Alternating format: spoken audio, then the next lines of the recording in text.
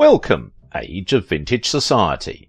Designer Oleg Cassini had seduced the top girls of his day, from Grace Kelly to Marilyn Monroe to Anita Ekberg, married Hollywood stunner Jean Tierney, and shaped the look of the absolutely toppest girl of all, Jacqueline Kennedy. But for all Cassini's success with women, the battle over his estate between his daughter Tina and his last and secret wife, Marianne Nestor, suggests a chilling calculation behind the dashing image. How Oleg Cassini bedded the top girls of Hollywood. Make sure to watch the video until the end and leave your thoughts in the comments. If you are new here, join our wonderful community by subscribing to the Age of Vintage channel. Oleg Cassini, the Couturier de Camelot, the life of the seductive designer. With a career spanning over 70 years, designer Oleg Cassini is best known for creating the fashion of the most iconic women in American culture. Cassini designed in a way that best embodied the spirit of his famed clients, and inadvertently swayed trends worldwide doing so. "My philosophy is this: do not tamper with the anatomy of a woman's body, do not camouflage it," Cassini once said. No other American designer enjoyed a career as long as Oleg Cassini's, which spanned an astonishing 70 years, nor did any of his fashion industry peers ever achieve the fame he attained when he created a groundbreakingly stylish official wardrobe. Cassini was the first designer to put his name on products from luggage to nail polish. He said later it made him a millionaire. Oleg Cassini is an icon of 20th century fashion. Though born to Russian aristocracy and raised in Italy, he built a fashion empire that was unmistakably American. Cassini is perhaps best known for the hundreds of designs he created for First Lady Jacqueline Kennedy, but his achievements as a collector, connoisseur, and quintessential 20th century man go far beyond Camelot. Age of Vintage remembers Cassini, his struggles of becoming a designer, his rise to international stardom, and his profound effect on American fashion culture. Oleg Alexandrovich Cassini was born in 1913 in Paris, France, to the Russian Count and Countess Lworsky Cassini. His father, the Count, was loyal to the Tsar, which led to his family losing everything during the 1917 Bolshevik Revolution. This caused the Lworsky folks to flee from their homes, lands, wealth and life. During this time, Oleg witnessed the murder of his cousin. He was shot to death. The family reached their first destination, Denmark, and then migrated to Switzerland. They finally settled in Florence. They took up the last name Cassini in Italy to blend in. His mother also set up a profitable clothing store that supported their family and sparked her son's interest in fashion. At the time when he had to start school, Oleg was required to learn Italian language even though he knew Danish, French and Russian. He began cultivating his interest towards fashion and American culture in his youth. As a boy, he suffered a major accident that required him to spend the better part of a year in bed. During this time, he provided himself with entertainment by studying American history books and watching American films, which would be an early catalyst for his future work. The scope of fashion in the family was set up by his mother and got American buyers from contacts there. It was also there that Cassini received his first hands-on experience in fashion, but Oleg was also very much fond of sports and joined the teenage soccer team. He was also on the university ski and track teams. Moreover, he played tennis for Junior Davis Cup and won the tournament. At the University of Florence, he studied political science and later fine art under painter Giorgio de Chirico. Eventually, Cassini started his career in fashion as an apprentice for designer Jean Patou, though Cassini's end goal was to open his own boutique. He entered and won a number of international fashion competitions in Turin, including the first 5 prizes in Mostra della Moda for a painted silver foil evening dress, winning a prize of 5,000 lire, which he used to open his first boutique in Rome. For some time, Cassini developed his life in Italy. He got engaged to Anna Doninina Toplitz, a Roman debutante, and as a result left for United States. For a short while he worked in Washington, D.C. as a political cartoonist. Yet the young designer craved the American life he'd dreamt of since he was a child, so on Christmas Day 1936 he broke his engagement and sailed to New York. With the start of World War II, Cassini served 5 years in the US Cavalry before moving to New York City to pursue opening his own fashion house. With enough money to launch, his inaugural collection received rave reviews. Cassini's designs embodied the ultra-feminine styles that were increasingly popular during the 50s, working mainly in romantic fabrics like chiffon and lace, while also popularizing styles like white-collared dresses, knitted suits, A-line dresses, and nipped waistlines. After several years on the East Coast, 2 of which were spent in a brief marriage to Mary Farney, an heiress of a patent medicine fortune, Cassini settled in Los Angeles. After arriving in Hollywood, he continued his tennis-playing interest at the West Side Tennis Club and won a tournament. Post his victory, his partner revealed his identity as the Paramount Pictures head and told Oleg that they were seeking a designer. The very next day, Oleg got employed as a full-time designer. His first film was I Wanted Wings and created the look for Veronica Lake, a newcomer and the lead of the movie.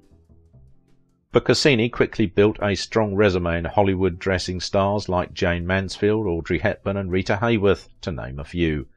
A notable flirt, Cassini held romantic relationships with quite a few of the talents he clothed, including Lana Turner, Marilyn Monroe and Grace Kelly, to whom he was briefly engaged before her relationship with Prince Rainier of Monaco. He was playing the suave, continental, bon vivant sportsman and design innovator who had conquered every woman he ever wanted. The late designer's legacy has been all but consumed by conflict between his many top girls turned wives. A better question than who was Oleg Cassini may actually be who was Oleg Cassini married to. His list of romantic interests ranges from Anita Ekberg to Jean Tierney and more.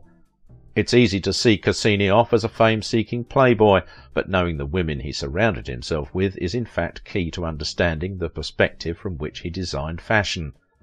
His most significant romance, however, was with actress Jean Tierney, whom he was married to for 12 volatile years. The pair wed in 1941, and Cassini designed many of the clothes she wore in her blockbuster films throughout the decade. They had 2 daughters, Daria and Christina, and went through multiple separations throughout the course of their relationship, including 2 divorces, the final one being in 1953. At one point, Tierney even confessed to Cassini that she had fallen for a naval officer named John F. Kennedy. It was after their marriages that Cassini turned Casanova, often mixing business and pleasure. In the 70s, the designer clandestinely wed Marion Nestor, a model who also worked in the licensing department of Cassini's business. Yet generations of latter-day mall and discount shoppers may know Cassini from the great many products bearing his name, as he licensed practically an entire department store worth of fragrances, clothing, accessories, housewares and other items that were eponymous. The Jackie generation, however, will know him as the man who dressed Camelot's famous queen, Jacqueline Kennedy. As such, the client-designer duo were the ultimate fashion influences in the United States of the early 1960s. From couture image maker to off-the-rack impresario, Cassini is generally acknowledged to have been a business success in both worlds. He is also acknowledged to have done all of it with such style.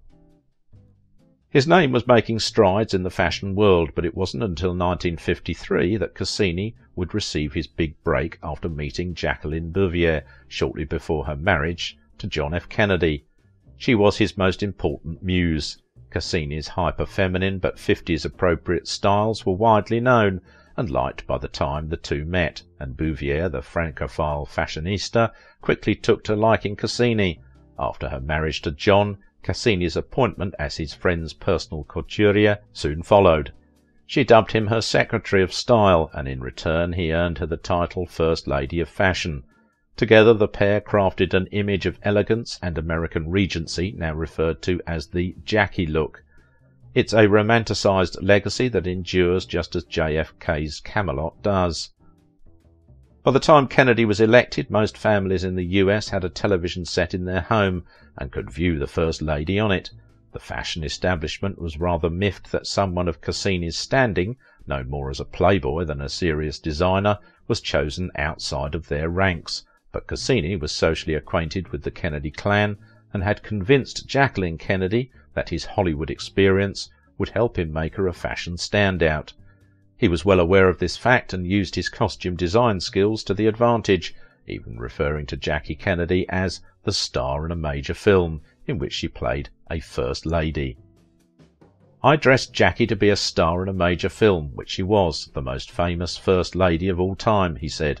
"I became her Secretary of Style." He proved correct, for from the Inauguration Day 1961 forward, details of his ensembles were breathlessly chronicled by the press and avidly copied by manufacturers. Cassini from the start produced a wardrobe that was elegant but modern, noted the Times of London, including the one he designed for Kennedy at her husband's swearing-in ceremony.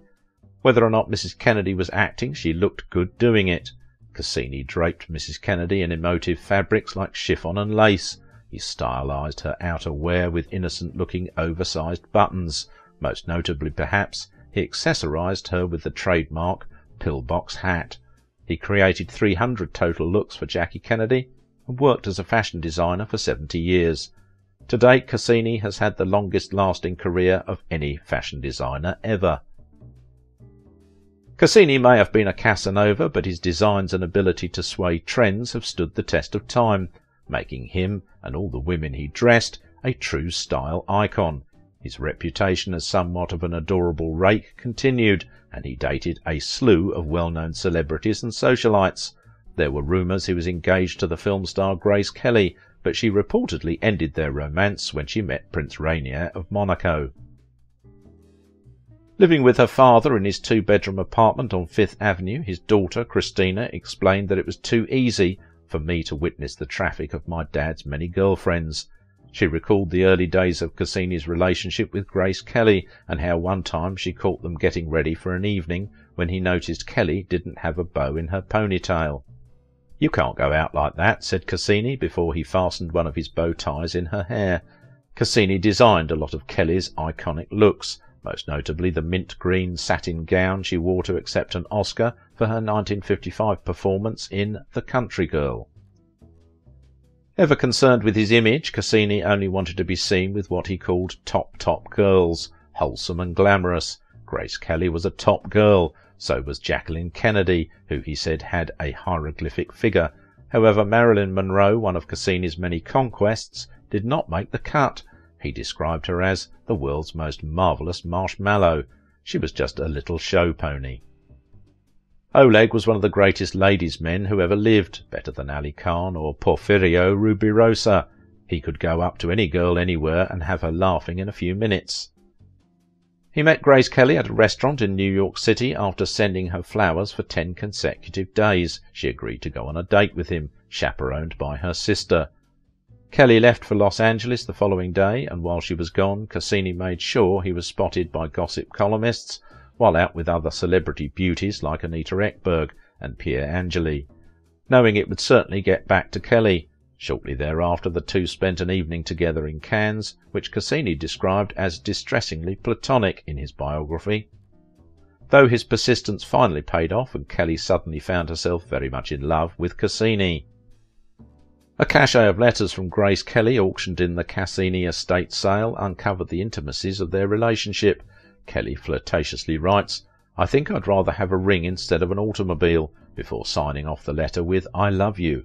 Another correspondence reveals Cassini's jealousy over Kelly's co-star Bing Crosby. "You have upset me so that I could die. It is incredible to me that having dinner with Lisanne and the Crosbys can make you behave like a schoolboy," Kelly continues. "I told you he said he was in love with me, but there are many people that he feels that way about. Bing would never try to do anything about it, unless he thought I wanted it that way." Imploringly, she finishes her letter to Cassini, "I have very few friends here. Please don't ask me to give up their friendships."